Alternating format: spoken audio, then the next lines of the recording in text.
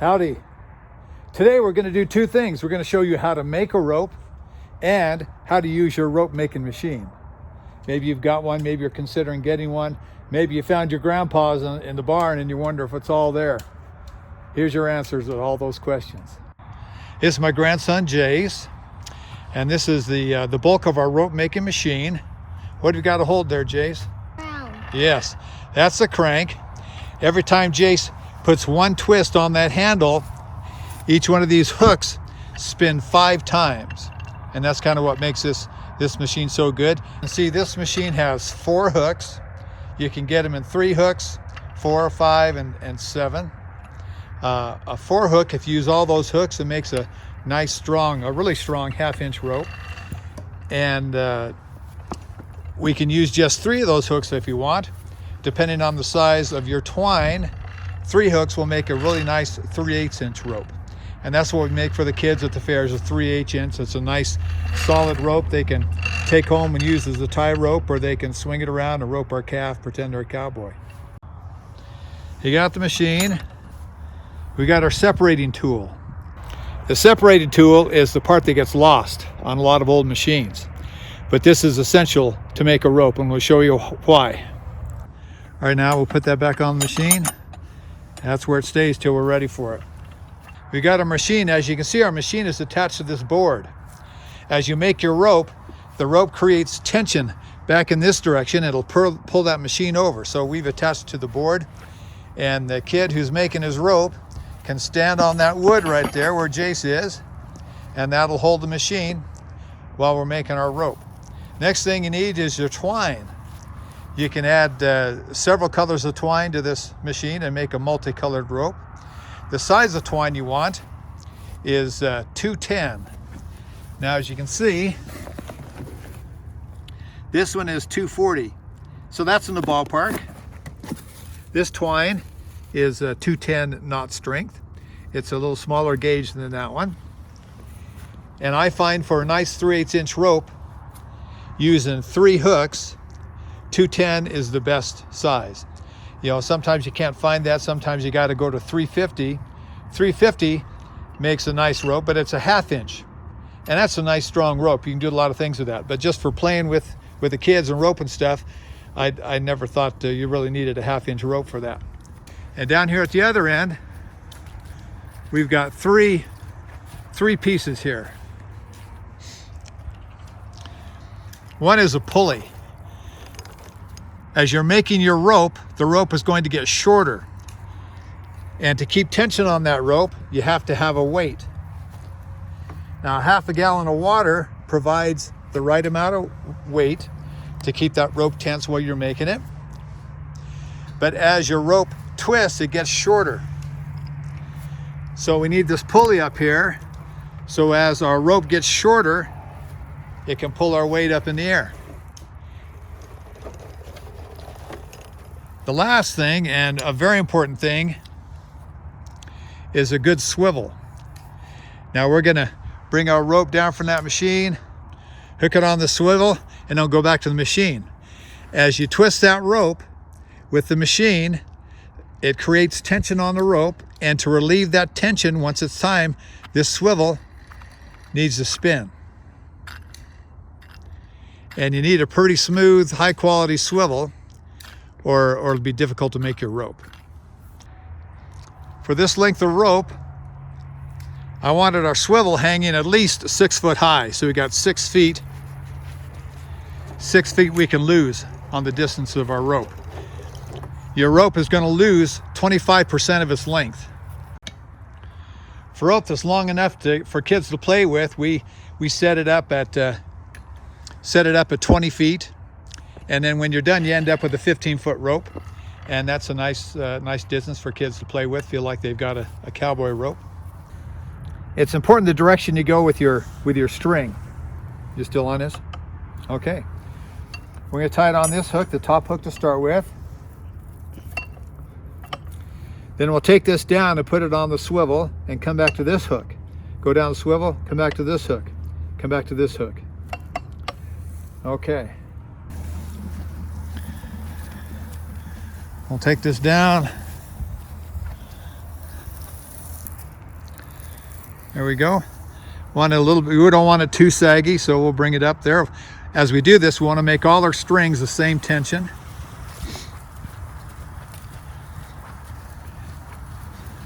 Okay, we'll go on this hook next and go back down. The twine itself is already twisted. It'll have a tendency to twist on itself. It's wanting to do that just a little bit right there, but not bad.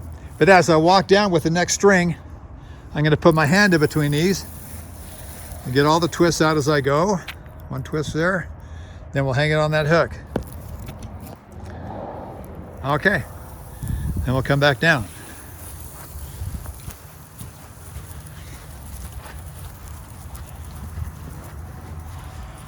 Okay, we need to ask ourselves whether we want a primarily orange rope or we want it equally orange and yellow. What do you want, Jace? You want equal or you want just a little bit of yellow? I want this tiny little tiny bit of yellow. Okay, we'll hook her on the next string and take her back down. Looking down our string, it's not twisted till we get to the very end, and that's good. I'll put my hand in there just for kicks anyway, because that's the way we do it.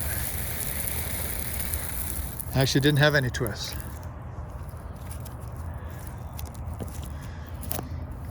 Hook her on there, take her back down. We're looking at our strings. There's a little bit of sag, and that's no problem at all, as long as they all sag the same. Okay, so we're gonna tie this off.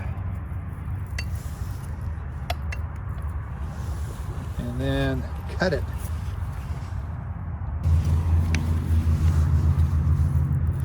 Cut that off, take that out. Reach over here, grab our yellow twine, tie it right where we left off.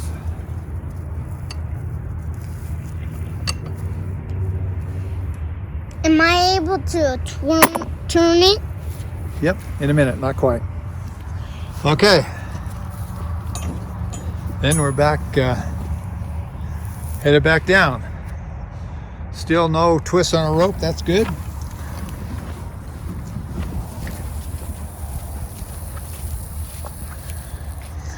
We got 2 different weights of twine, so it's probably good we're only using a little bit of the heavier stuff.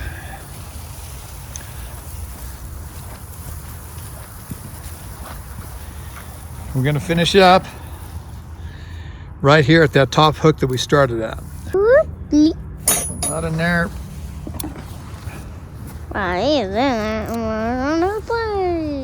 Okay, so we tied our twine on, started on this hook, went back to the other end, to this one, back to this one, changed colors, went down to the swivel and back to the top hook. Now, it was important that we left our tool on there while we did this. Now the tool is engaged. We'll take it off the hooks. I'll run it down to the other end. Jace is going to twist that handle clockwise from his point of view. So we're going to go this way, okay? All right. Now see, he's twisting it. Each of those individual twines is twisting on themselves, each of those hooks. I'm going to take this. See, now our rope is twisting already. This separator will take those twists out.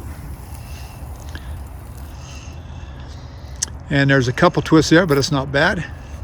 So I'll push this right up there at the end and just hold it while Jace twists the machine. Now, one thing you don't want to happen, you don't want these strands to touch and start twisting on each other. These are touching a little bit, but Jace is turning it nice and easy, so they shouldn't tangle up. This one needs lifted a little bit. We'll lift that one up, get it away from the others. Jace is twisting in a clockwise direction. They're twisting on themselves.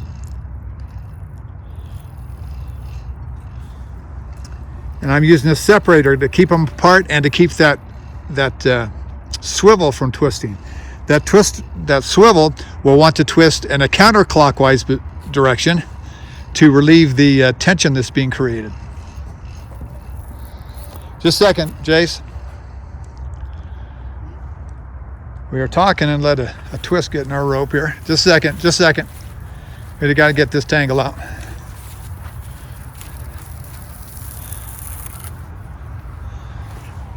Okay, go ahead and start again.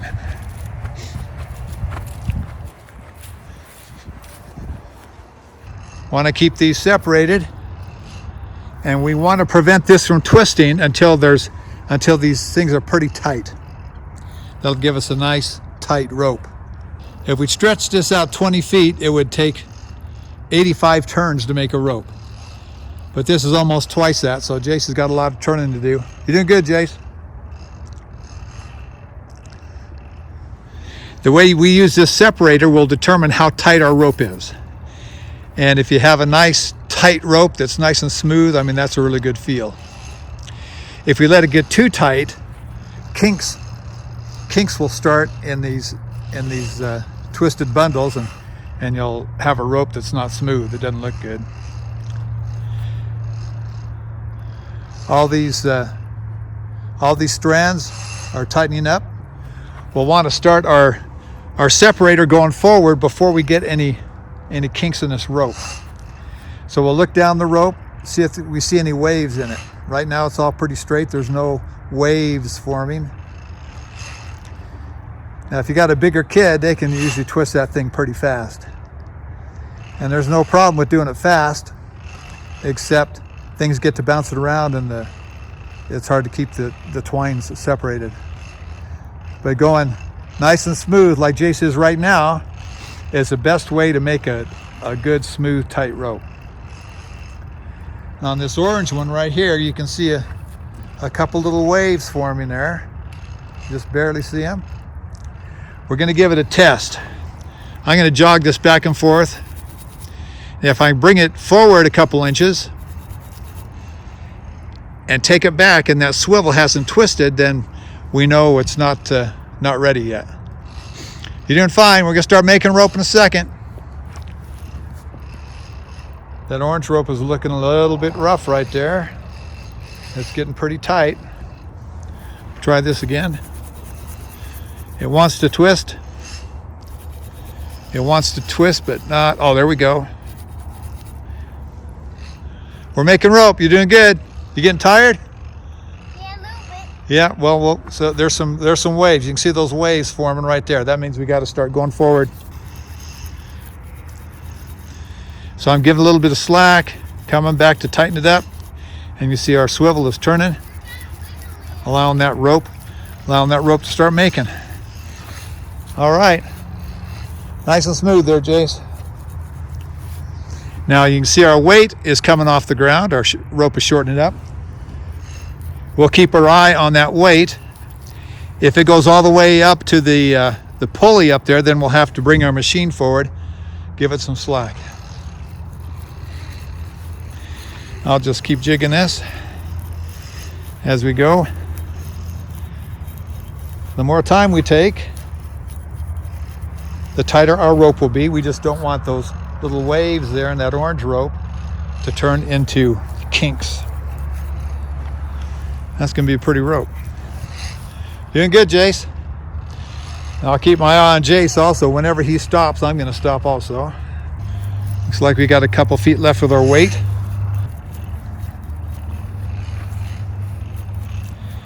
Now Jace is going pretty slow with this machine.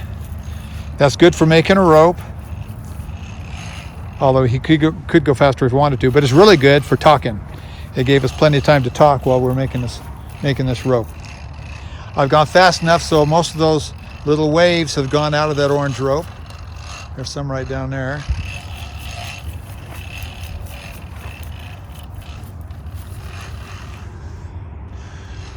We got about 8 inches left with our jug.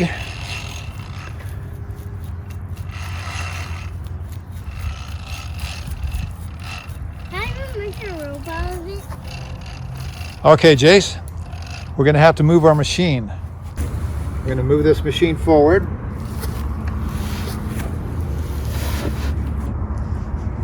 As we move our machine forward, the jug will head back down to the ground. That'll be enough space. Now, if you got a kid who's twisting fast, When you get this spot, you want to make them go slow, just like Jace is. Keep going, keep going. Stop right there. Okay, if you hold on to that, that'd be great. Okay, I'm going to take off one hook at a time and put it on this top hook now. We're going to finish this rope. If you're making lots of ropes for kids, this step isn't necessary. But if you want a nice tight rope for someone special, or you want one for yourself to use as a tie rope, then you want to put this last step in. Can you hurry up? I'm going as fast as I can. Well, my arm can't hold it that much. The reason we don't do this when we're making lots of ropes for kids is because it's time consuming. It's not especially necessary. I gotta go pee, hurry up. Okay. We put all those loops on that one hook. Okay, you rest for a second, Jace. Is your arm still tired? A little bit. Okay, you rest for a second. Keep standing there though. I'm gonna come back here and hold this hook. Now, I'm gonna hold on to that swivel so it doesn't twist. Jace is gonna spin this rope counterclockwise this time, and that will twist it really tight and set the twist. But then I have to let go of that. Hook. And that hook is gonna want to spin, so it will hurt your fingers if you take your hand away slow. You have to go that way or go this way, one of the two, but get your fingers out of the way before that hook hits you. Okay, start twisting, Jace. Now he's twisting counterclockwise in relationship to his body. And it's tightening the twist on that rope. I'm holding on to that hook there. I can feel it tightening. It wants to turn already. I'm going to keep an eye on my jug. It's climbing. You can tell how many twists we're putting in it because it's shortening that much. Keep twisting. You can feel it tighten with that hook. Okay, stop right there. Hold it right there. Now I got to let go of this hook without it hitting my hand. Okay. All right, that's good. All right, now we'll take this off and tie a knot in it. We'll hold on to it nice and tight so it doesn't unravel itself. Okay, back down to this. Okay. Work that off there. Excellent. You do want to leave enough tail coming out there so it doesn't come undone. All right, we got our knot tied, a little bit of tassel there. And we're ready for a Honda knot on the other side. Have you got it? Yeah. Okay, now we'll make a Cowboy Honda knot. We're gonna make a 6, bring that through, it's just a half knot. This side here, we're gonna push that up with our thumb, push that tail in, and then tighten it on that tail. Am I doing good? I don't know, can you see that? Yeah. In that? Yeah. Okay, if you can see it in the camera, you're doing good. So we put the end of our rope through here. Can you see it? Yeah. Okay, put the end of our rope through there. Now we got a lariat. Are you still watching? Yeah. Well, how come you're... That makes a very good rope. Yes. And we made it perfectly. Jace twisted nice and smoothly, so we've got a nice smooth rope with no bobbles in it. What's bobbles? Stay right there. What's Keeping on the bobbles? ropes. Whoever's operating the machine for you, they'll have one hand on the crank and they'll want to rest their other hand on top of the machine. Never let them do that. That other hand has to be behind their back or on the handle, because these hooks twist with a lot of power. There's a lot of leverage on the handle back there. They get their finger in there, they break their fingers. So never let anyone put their hand on top. Their hand has to be down to their side. One other safety concern, if you have a taller kid, sometimes, lean forward a little bit. Sometimes they'll want to lean over that machine. You know, okay, you can stand back up. If you have a girl with long hair, their hair will get caught in those. So a girl with long hair, she can't lean over, or she has to keep that hair behind her. If it does get caught, just, she'll stop on her own. Just twist the machine backwards, it'll unwind. Like that? Yep. But all these strands coming out there, a child can get the hair caught in this other rope also. And if they do, make sure those kids stay away from the rope that you're making. If they get anything caught in it, just stop and reverse the machine. It'll unwind them. The kid who's next in line will want to stand too close. They don't want to rest their hand on this thing. Just make sure all the kids you're helping stay away from the rope and they stay away from the machine. The best place for them is back behind the rope maker. That's it right there. Good job. Thanks for coming. Are you looking at the camera? Yeah. What are you pointing at? Playing at the rope. Okay. All right. We got a good rope. That's how to reuse your rope making machine. Are you looking at me now? In the camera? That's how to use your rope making machine. Dad. Thanks for coming. We'll see you next time. Don't forget to press like and share. Bye. Okay, let's see what we got here. Look at that. That's a nice rope, isn't it?